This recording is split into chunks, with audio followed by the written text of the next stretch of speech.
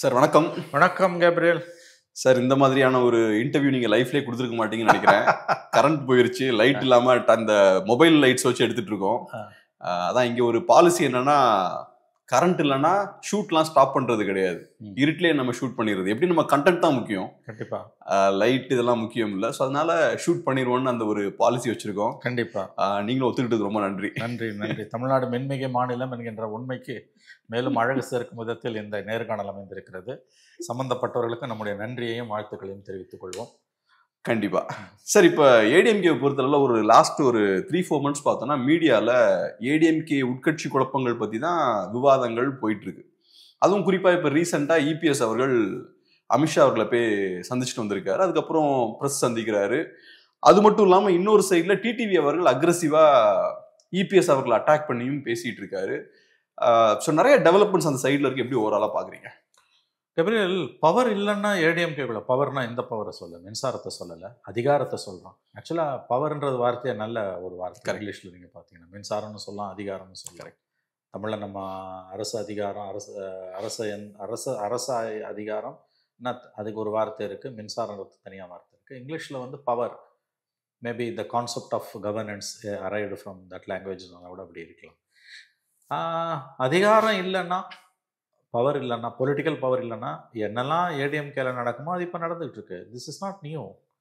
நீங்கள் எந்த ஒரு டெவலப்மெண்ட்டுமே எந்த ஒரு ஆர்கனைசேஷன்லையுமே நடக்கும் பொழுது அந்த ஆர்கனைசேஷனோட ஹிஸ்ட்ரி தெரியாமல் அதை புரிஞ்சுக்க முடியாது.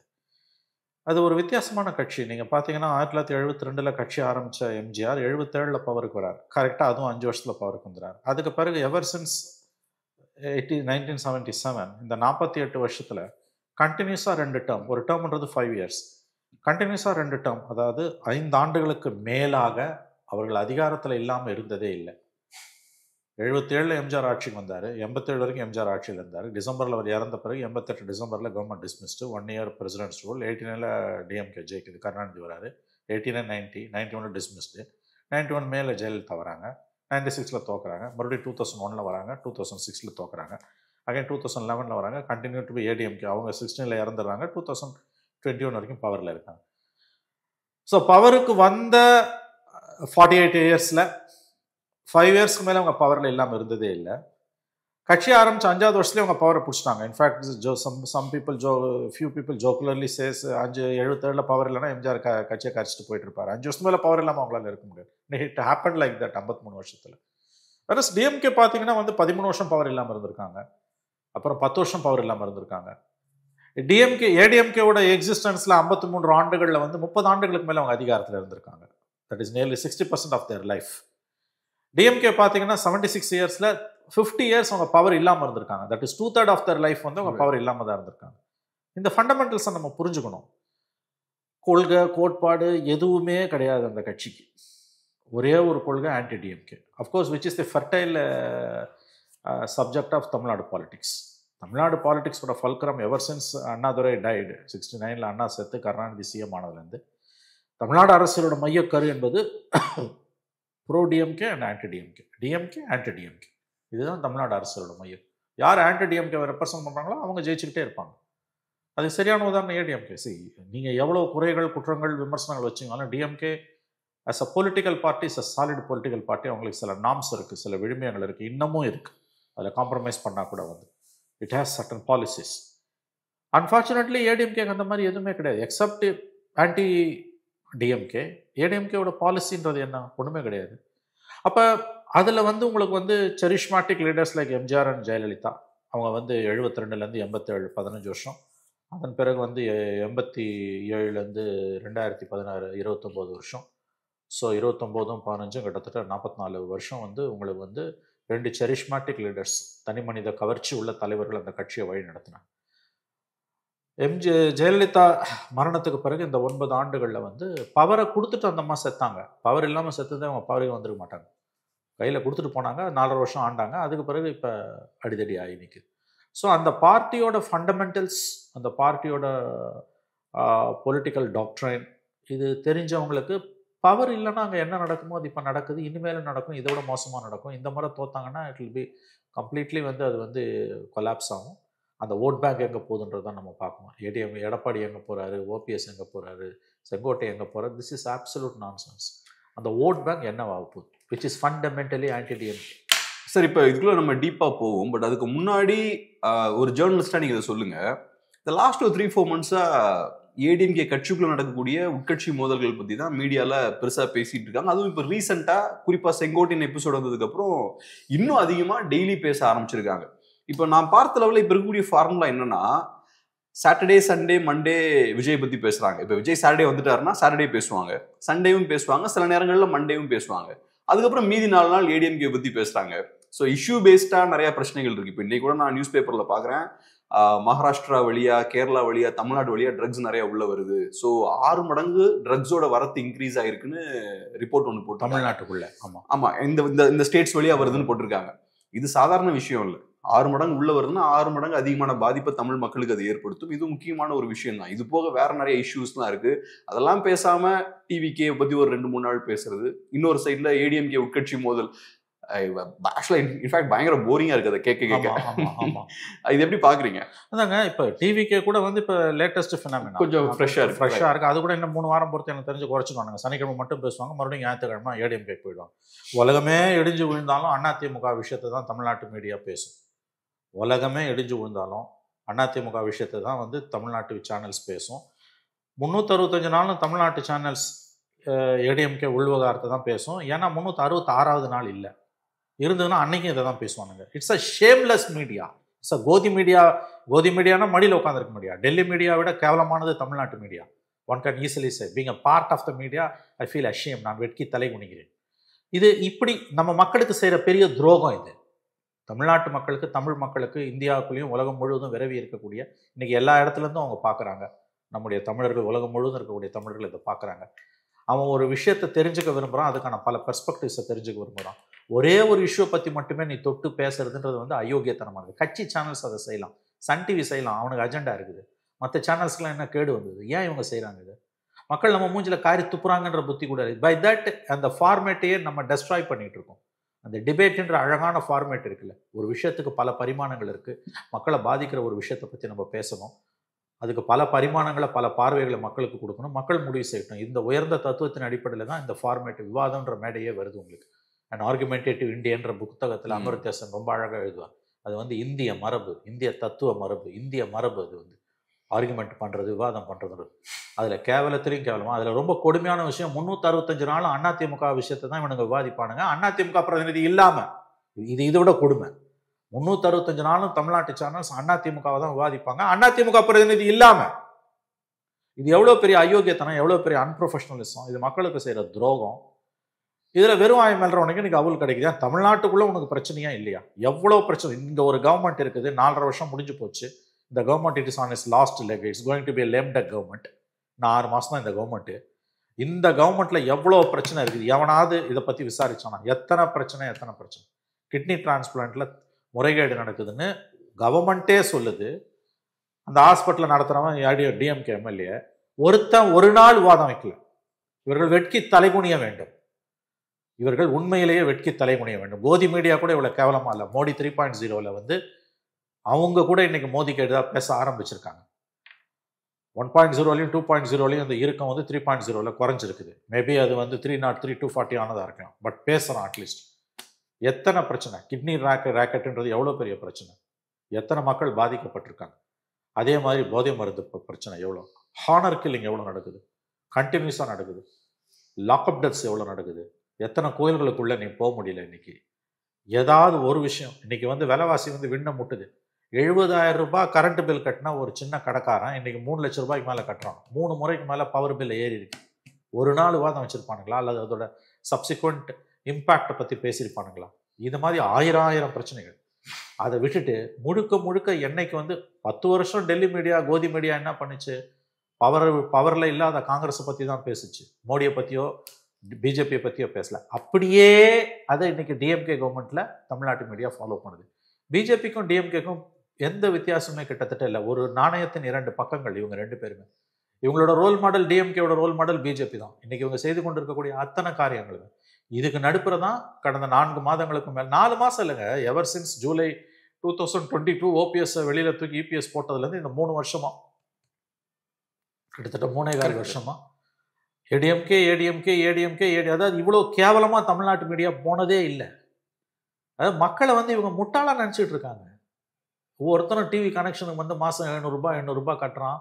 நீங்கள் வந்து இதில் டிஷ்ஷில் இருக்கீங்கன்னா எவ்வளோ செலவு பண்ணுறீங்க? ஒரு நாளைக்கு ஒரு மாதத்துக்கு 1000 ரூபாய் கூட நீங்கள் செலவு பண்ணுறீங்க இல்லையா? அவ்வளோ பில்லு பே பண்ணுறீங்க நீங்கள். இப்படி வந்து மக்களை முட்டாளாக்குறதுக்கான உரிமையை அந்த மீடியாவுக்கு யார் கொடுத்தா? ஆகவே இது people should question this nonsense cannot go like this forever.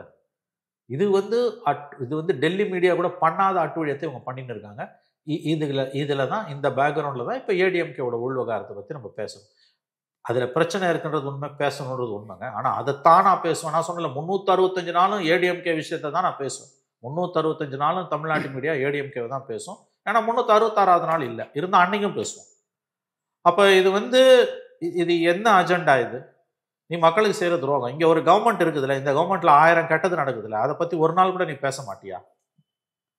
ஆகவே மக்கள் பார்த்து கொண்டிருக்க இந்த கவர்மெண்ட்டுக்கே ஒரு பெரிய அவமானங்க. எப்படின்னு கேட்டிங்கன்னா, ரிசல்ட் வேறு மாதிரி போகும்போது தான் தெரியும். இது எதனால் நடக்குது? கிட்டத்தட்ட 100% over 90% of the Tamil Nadu channels under the grip of DMK. திமுகவோட கட்டுப்பாட்டில் தான் தமிழ்நாட்டில் இருக்க 90%க்கு மேலே இருக்கக்கூடிய சேட்டலைட் சேனல்ஸ், குறிப்பாக நியூஸ் சேனல்ஸ் இருக்குது. அவங்க தான் தீர்மானிக்கிறாங்க ஒவ்வொரு இரவு நேர தலைப்பையும். யார் கஸ்ட்ன்றது முதற்கொண்டு அவங்க தான் தீர்மானிக்கிறாங்க 90% சேனல்ஸுக்கு. இது ஆஸ் அ மீடியா பர்சனாக நான் வெட்கி தலை குனிக்கிறேன். இது விஷயம் தெரிஞ்சவங்களுக்கு தெரியும். இவங்க மோடி எதிர்ப்புன்ற ஒற்றை புள்ளியில் இங்கே ஒரு எலெக்டட் கவர்மெண்ட் இருக்குது. இந்த கவர்மெண்ட்டை நம்ம பாராட்ட வேண்டிய விஷயத்தில் பாராட்டணும், விமர்சனம் பண்ண வேண்டிய விமர்சனம் பண்ணணுன்ற குறைஞ்சபட்ச தர்மத்தை விட்டுட்டு அந்த மீடியாவோட கோர் கேரக்டரையே தமிழ்நாடு மீடியா இழந்து கம்ப்ளீட்டாக ஆளுங்கட்சி காலடியில் சரண்டர் ஆகி கிடக்குது. அர்னாப் கோஸ்வாமி அர்னாப் கோஸ்வாமி தாங்க. இங்கே அதோட புரோட்டோடைப்ஸ் ரொம்ப அதிகம். அர்னாப் கோஸ்வாமியோட புரோட்டோடைப்ஸ் அர்னாபுக்கு சேலஞ்ச் விடுற அளவுக்கு தமிழ்நாட்டில் இருக்கானுங்க. இதில் மீடியாவோட இந்த ரோல்ன்றது மக்களுக்கு செய்யக்கூடிய துரோகம், மிகப்பெரிய துரோகம். ஏன்னா உண்மையான பிரச்சனையை நீ வெளியில் கொண்டு வர மறுக்கிற. நம்ம ஏற்கனவே பேசியிருக்கோம், பொன்முடி கேஸில் கன்விக்ஷன் நடக்குது. நேஷனல் மீடியா அன்னைக்கு 7 to 8, 9 எல்லா மீடியாவும் டிபேட். ஏன்னா sitting minister disqualified. The minute is convicted is disqualified. அன்றைக்கி ஒரு மீடியா தமிழ்நாட்டில் டிபேட் எடுக்கல. பல முறை பேசியிருக்கோம். ஆனால் அது பதிவு பண்ண வேண்டிய ஒரு விஷயம். எவ்வளோ ஷேம்லெஸ்ஸாக தமிழ்நாட்டு மீடியா திமுக காலடியில் உட்காந்துருக்குன்றதுக்கு பொன்முடி கேஸ் ஒரு உதாரணம். அடுத்த நாள் கன்விக்ஷன் குவாண்டம் சொன்ன பிறகு தான் எடுக்கிறானுங்க. இந்த minute he was convicted, he was disqualified. அன்றைக்கி ஒருத்தம் கூட எடுக்கல. This is something unbelievable. அதாவது இவ்வளோ கேவலமாக எந்த மாநிலத்திலுமே இந்தியாவில் மீடியா இருக்காது, இன்க்ளூடிங் குஜராத். குஜராத்தில் இருக்கக்கூடிய மிகப்பெரிய மீடியா ஓனரை சமீபத்தில் இடி கேஸில் அரெஸ்ட் பண்ணி மோடி உள்ளே போட்டார். ஏன்னா கேள்வி கேட்டார், மோடிக்கு எதிராக ஆர்டிக்கல் எழுதினார். அந்த மாதிரி இங்கே ஒருத்தரை காமிக்க முடியுமா நீங்கள் தமிழ்நாட்டில்? அப்போ எந்த மோடியை நீங்கள் அன்டெமோக்ராட்டிவ் கம்யூனல் அப்படின்னு சொல்கிறீங்களோ அந்த மோடியோட குஜராத்தில் ஒரு பாப்புலர் மீடியா ஹவுஸோட எடிட்டர் இடி அரெஸ்ட் பண்ணி உள்ளே வைக்குது. இப்போ சில மாதங்களுக்கு முன்பு என்னென்னா மோடி கவர்மெண்ட்டுக்கு எதிராக அவர் தொடர்ந்து எழுதினார், பேசினார்னு. அப்போ குஜராத்தில் இருக்க நிலைமை எவ்வளோ பெட்டர் தமிழ்நாட்டை விட. ஆகவே இந்த ஏடிஎம்கே உள்விவகாரத்தை பற்றி பேசும்பொழுது ஏன் இதை மட்டுமே இவனுங்க பேசுகிறாங்க அப்படின்னா, இட்ஸ் அ ஸ்டடி. ஆக்சுவலாக என்ன கேட்டிங்கன்னா 24 hours 365 டேஸுங்க. எப்படிங்க மீடியாவால் அப்படி இருக்க முடியும்? What nonsense is this? இது எப்படி சாத்தியப்படுது? டெல்லியில் கூட இவ்வளோ மோசமாக இல்லை, பெரிய டெவலப்மெண்ட்ஸும் இல்லை, பேசிக்கிட்டே ஒன்றுமே இல்லைங்க. மாற்றி அதில் கொடுமை என்னன்னா கேப்ரியல், 365 நாள் அதிமுக தான் பேசுகிறானுங்க. அதிமுக பிரதிநிதி இல்லாமல். இது குறைஞ்சபட்ச பத்திரிகை தர்மம் கூட, மீடியா எத்திக்ஸ் கூட கிடையாது, பேசிக் நார்ம்ஸ் கூட இல்லைங்க. அந்த கட்சியோட உள்விவகாரத்தை ஒரு நாள் பேசலாம், 2 நாள் பேசலாம். அந்த ரெப்ரசன்டேட்டிவ் இல்லாமல் 365 நாள் அந்த ரெப்ரசன்டேட்டிவ் இல்லாமல் தான் பேசுவானுங்கன்னா இது வார்த்தைகளே. இதோட எண்ட் ரிசல்ட் என்னன்னா, மக்கள் மீடியா மேலே இருக்க நம்பிக்கையை பெரிய அளவில் இழக்கிறாங்க. அந்த டிபேட் ஃபார்மேட்டுன்றது படுகொலை செய்யப்படுகிறது. அதை தான் செஞ்சுட்டு இருக்காங்க இன்னைக்கு. They are killing that format. சரி, இப்போ இஷ்யூக்கு வருவோம். இப்போ ஏடிஎம்கே அந்த உட்கட்சி விவகாரத்தை பொறுத்தளவில் ஒரு சைடில் இபிஎஸ் அவர்கள் அமித்ஷா அவர்களை சந்திக்கிறாரு, மற்ற அதிமுக தலைவர்களும் அவர் கூட போகிறாங்க. இன்னொரு சைடில் செங்கோட்டையன் அவர்களும் அமித்ஷா அவர்களை சந்திக்கிறாரு. ஸோ இதில் பாஜகவோட ரோல் என்ன? ஏன் எல்லாரும் இந்த பிரச்சனையை அங்கே எடுத்துகிட்டு போகிறாங்க? ஜெயலலிதா டெத்துக்கு பிறகு அதிமுக பிஜேபி கண்ட்ரோலில் தான் இருக்குது. அதை இப்போ சமீபத்தில் எடப்பாடியை 3 நாள் மேலே உடச்சிட்டார். என் கவர்மெண்ட்டை பிஜேபி தான் காப்பாற்றிச்சுட்டார். இப்படி ஒரு ஷேம்லெஸ் ஸ்டேட்மெண்ட்டை எந்த லீடராக கொடுப்பாரு? இதைத்தான் கடந்த பல ஆண்டுகளாக டிஎம்கே சார்பு நிலையில் இருக்கக்கூடியவங்களும் அன்பயஸாக இருக்கக்கூடிய பத்திரிகையாளர்களுமே சொன்னது எடப்பாடியோட 4.5 ஆண்டு கால ஆட்சியை காப்பாற்றி கொடுத்தது பிஜேபி தான். அப்போ ஏடிஎம்கே சார்பு நிலையில் இருக்கவங்களும் ஏடிஎம்கே சார்பு அஃபிஷியலாக யாராவது வந்தாங்கன்னா அவங்க கடுமையாக எதிர்த்தாங்க. இது மக்கள் தீர்ப்பு. ஜெயலலிதா இறந்து போகும்போது எங்களுக்கு 130 சீட்டு மெஜாரிட்டி இருந்தது. மக்கள் கொடுத்த தீர்ப்பில் தான் நாங்கள் நின்னமே ஒழிய யாரோட ஆதரவிலையும் நாங்கள் ஒன்றும் நிற்கலை, யாரும் எங்களுக்கு பிச்சை போடல நாங்கள். அதுதான் கரெக்ட் ஸ்டேட்மெண்ட். ஆனால் இன்றைக்கி அவங்க தலைவரை மாற்றி பேசுகிறேன். 4 வருடமாக என் கவர்மெண்ட்டை பிஜேபி தான் காப்பாற்றி கொடுத்தது, அந்த நன்றி கடன் எனக்கு உண்டு. என் நன்றி கொன்றாருக்கும் ஓய்வு உண்டா, ஓய்வில்லை செய் நன்றி கொன்ற மகர். யார்? வள்ளுவரையும் கூட்டின்னு வந்துட்டார் கூட. சும்மா இருந்த வள்ளுவரையும் கூட்டின்னு வந்து நடுத்தரில் விட்டார் எடப்பாடி. இதோட பொலிட்டிக்கல் ஃபாலோ அவுட் என்ன? இதுவரைக்கும் உங்கள் கவர்மெண்ட்டை பற்றி யார் என்ன சொன்னாங்களோ அதுக்கு நீங்களே ஒப்புதல் வாக்குமூலம் கொடுக்கணும். அப்போ அந்த 4 வருஷம் உங்கள் கவர்மெண்ட்டை பிஜேபி தான் காப்பாற்றுச்சுன்னா இட் வாஸ் பிஜேபி கவர்மெண்ட் நீங்கள் சொல்கிறீங்க.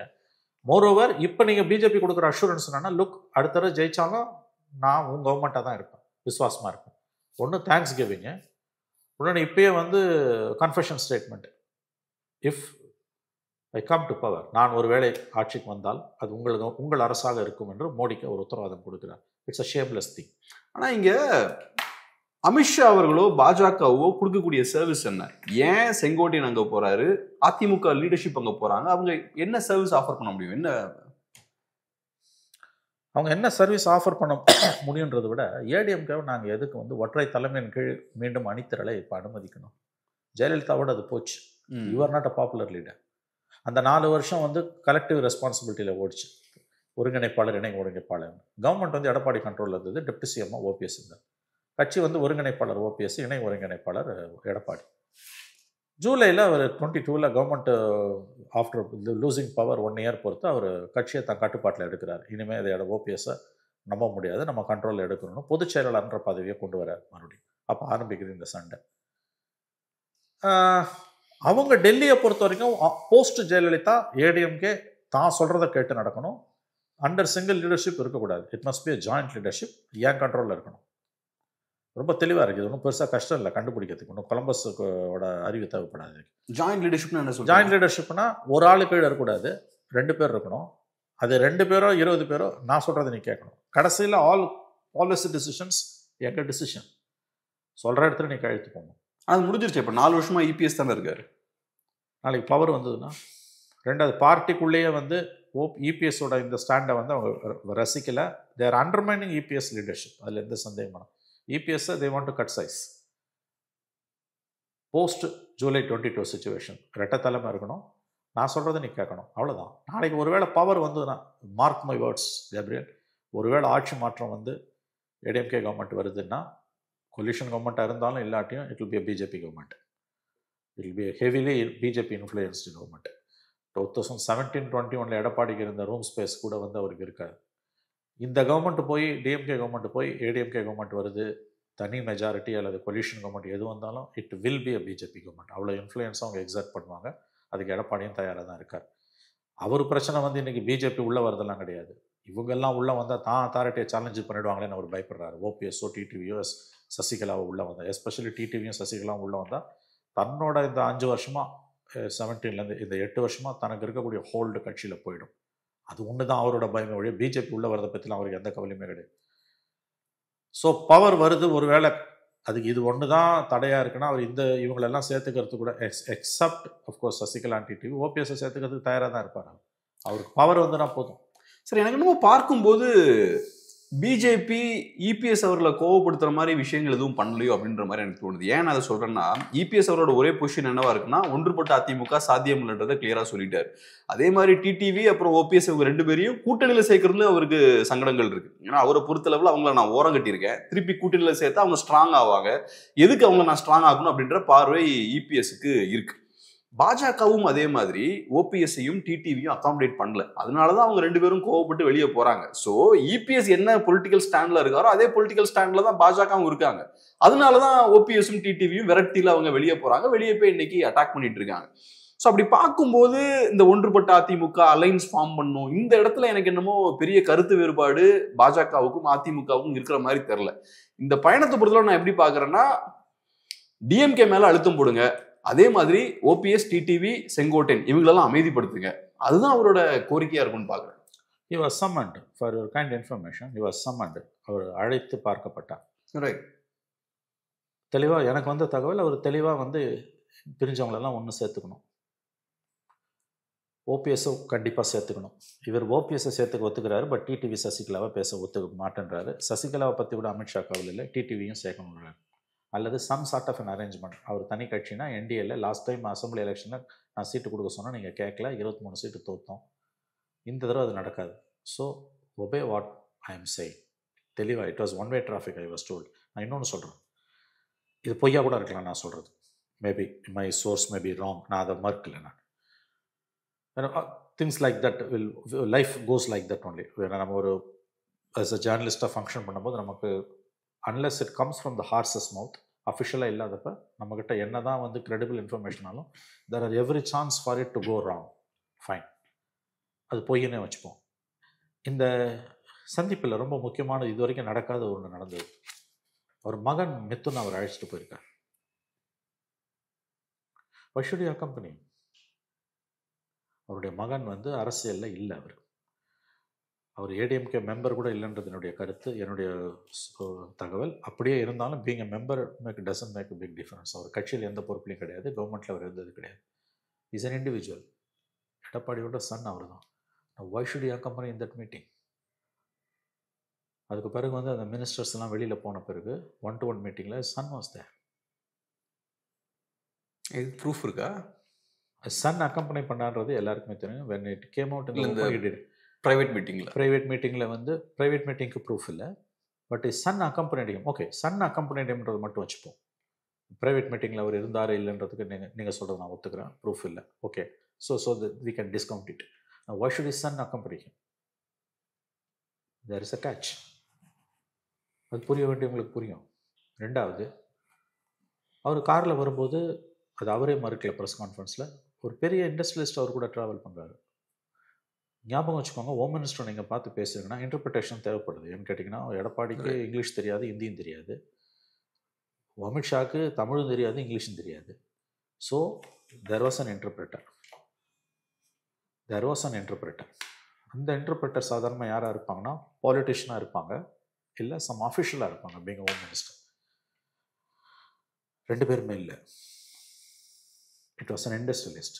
It was widely reported. அது தப்புன்னு நினைக்கிறீங்களா? அப்சல்யூட்லி அது தப்பு. ரைட்டுன்றதை விட புரிஞ்சுக்கோங்க, இட் சேஸ் மெனி திங்ஸ்.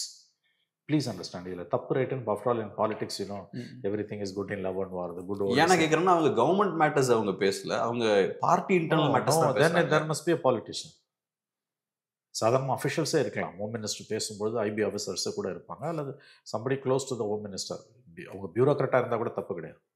ஏன்னா பாலிடிக்ஸ்ன்றது வந்து பார்ட் ஆஃப் தர் பிஸ்னஸ் தான். அது அஃபிஷியலாக இருக்கக்கூடாதே தவிர ப்ரைவேட் கான்வர்சேஷன்ஸில் இருக்கலாம். Of course ethically speaking it should not be there, but things goes like that ஒன்று இருக்கலாம். ரொம்ப நீங்கள் ரிஜிடாக பார்க்குறீங்கன்னா இருக்கக்கூடாது. I agree. அப்போ யார் இருப்பான்னு கேட்டிங்கன்னா only a politician will be there. அதிகாரி இல்லைன்னா. Here it is a businessman. And ஒரு பிஸ்னஸ் மேனோட தான் அந்த காரில், பென்ட்லி காரில் அவர் வராரு. நவ் இந்த ரெண்டில் முதல்ல சொன்னது ரொம்ப முக்கியமானது கேப்ரியல். நீங்கள் இதை வந்து இந்த ஃபேக்ட் நான் வந்து I'm just presenting you the fact. I'm not giving any commentary. I'm not giving any prefix or suffix. எங்கே ஃபிட் ஆக மாட்டேங்குது, பேடப் பண்ணல கேப்ரியல். நான் எதையுமே அது எனக்கு புரியுது சார். நான் அதெல்லாம் கொஸ்டின் பண்ணவே இல்லை. நான் என்ன கேட்குறேன், எங்கே இது ஃபிட் ஆக மாட்டேங்குது மட்டும் நான் சொல்கிறேன். இப்போ டிடிவி அவர்கள் வெளியே போகும்போது அவர் சொல்கிற விஷயம் என்னன்னா, நயனார் நாகேந்திரன் எங்களை சரியாக அகாமடேட் பண்ணலன்னு நயனார் நாகேந்திரன் அவர்கள் மேலே குற்றம் சொல்லிட்டு அவர் வெளியே போகிறார். ஓபிஎஸ் அவர்கள் வெளியே போகும்போதும் பாஜகவை அட்டாக் பண்ணிட்டு தான் போறார். நான் சரியா ரெஸ்பெக்ட் பண்ணப்படலை அப்படின்ற ஒரு விஷயத்துல தான் வெளில போறார். எனக்கு என்னோட ரிக்வஸ்ட்டுக்கு ரெஸ்பான்ஸ் வரலன்ற கோவத்துல வெளில போறார். இப்ப நிஜமாவே பாஜகவோட இன்டென்ஷன் இவங்க எல்லாத்தையும் அகாமடேட் பண்ணணும் அப்படின்றதுனா அவங்க ஏதோ ஒரு வகையில் அகாமடேட் பண்ணிருப்பாங்க. இல்ல இவங்க ரெண்டு பேரையும் அகாமடேட் பண்ணல அப்படின்ற வெரைட்டில தானே அவங்க போறாங்க. ஸோ எப்படி அந்த தீரி நம்ம இல்லை நீங்க இதை ஒதுக்கிடுங்க. இப்போ அதுக்கப்புறம் வருவோம். நீங்க வந்து நயனார் நாகேந்திரன் விஷயம், தினகரன் விஷயம்லாம் ஓபிஎஸ் விஷயத்தை தள்ளி வைங்க. அது கடைசியாக பேசணும். வாட் டிரான்ஸ்பயர்ட் இந்த மீட்டிங் மற்ற மீட்டிங்க்கும் இதுக்கும் ஏன் பேசிக்காக டிஃப்ரென்ஸ் இருக்குன்னு கேட்டிங்கன்னா, ரெண்டு விஷயத்த நான் மெயின் பண்ணுறேன். ஒன்று வந்து the presence of Mithun. ரெண்டாவது travel in industrialist car. And இது வரைக்கும் அவங்க சைட்லேருந்து எந்த விதமான ரியாக்ஷன் அந்த மீட்டிங்க்கு வரல. லாஸ்ட் டைம் இவர் அமித்ஷாவை மீட் பண்ணப்போ அமித்ஷா ட்வீட் பண்ணி அதை கன்ஃபார்ம் பண்ணார். இந்த தடவை எடப்பாடி தான் கன்ஃபார்ம் பண்ணுறாரு. அவருக்கு பொக்கே கொடுத்து அமித்ஷாவை பார்த்தது. அமித்ஷா சைட்லேருந்து எந்த விதமான கன்ஃபர்மேஷனும் அதுக்கு இல்லை. ஏன்னா அவங்க சொன்னதை இவர் முழுவதும் ஏற்றுக்கல. They want a complete surrender.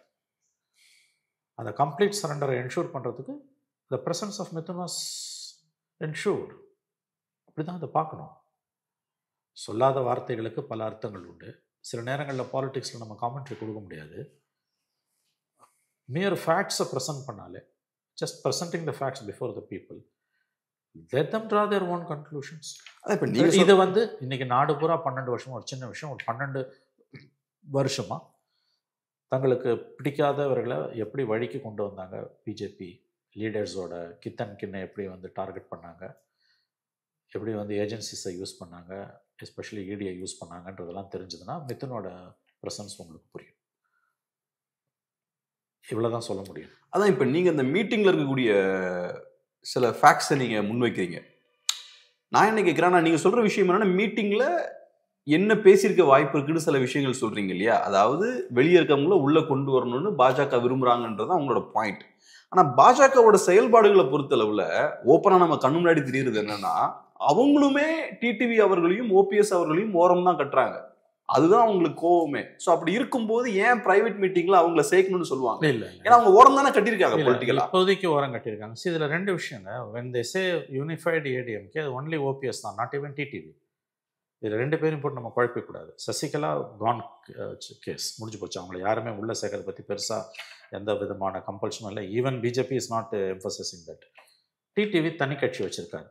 அவரை வந்து என்டிஏக்குள்ளே அகாமடேட் பண்ணுறதுன்றது அவ்வளோ பெரிய இஷ்யூ கிடையாது. That can be done. Problem யாருன்னு கேட்டிங்கன்னா ஓபிஎஸ். when they say ஒன்றுபட்ட அதிமுகன்னு திரும்ப திரும்ப பிஜேபி பேசும்போது அது யாரை சொல்கிறாங்கன்னா ஓபிஎஸ் மட்டும்தான் சொல்கிறாங்க. ஓபிஎஸ் உள்ளே இருந்தாருன்னா இந்த பிரச்சனையே இல்லை. ஜூலை 22 பிறகு தான் இந்த பிரச்சனையாக வருது. OPS is almost a loner. ஒரு 2 எம்எல்ஏ வைத்தலிங்கமும் மனோஜ் பாண்டியன் கூட இருக்காங்க. They're very very low profile people. So OPS மட்டும்தான் வந்து இதில் இருக்கக்கூடிய இஷ்யூ. டிடிவி ஃபேக்டர் வந்து என்டிஏக்குள்ளே அலையன்ஸ் வச்சுக்கோ, நாட் இன் டு த ஏடிஎம்கேன்றது தான். அவர் அந்த என்டிஏவுக்குள்ளேயும் தினகரன் இருக்கக்கூடாதுன்னு சொல்கிறதால தான் இப்போ பிரச்சனை வருது. இந்த ஏப்ரல் 11 அனௌன்ஸ்மெண்ட் பண்ணும்போது அது ஸ்பெசிஃபிக் கொஸ்டினுக்கு அமித்ஷா சொன்னது, எந்த கட்சியோட உள்விவகாரத்தில் வெளி work for the unification of ஏடிஎம்கேன்னு கேட்கும்போது இஸ் ஃபேமஸ் ரிப்ளை வாஸ், எந்த கட்சியோட உள்விவகாரத்தில் நாங்கள் தலையிட மாட்டோம். But precisely they are doing that. இப்போ இன்னொரு ப்ராப்ளம் அவங்களுக்கு என்ன வந்திருக்குன்னா விஜய் ஃபேக்டர். விஜய் ஃபேக்டர் வந்து மேசிவாக வந்து it is cutting in to ADMK BJP alliance ஓட்ஸ்ன்றது தான் பரவலாக வரக்கூடிய செய்தி. There are at least 4 surveys especially in western பெல்ட்டில் இந்த விஜய் ஃபேக்டரால் அதிக பாதிப்புக்குள்ளாகிறது ADMK BJP in western Tamil Nadu, not DMK. So இதெல்லாம் வந்து alarm bells for them. ADMK இல்லைன்னா பிஜேபியால் டிஎம்கேவை வீழ்த்த முடியாது. டிடிவியை வந்து அண்டர் எடப்பாடி கம்பல்ஷன் தான் வந்து கூப்பிடாம வச்சுருந்தாங்க.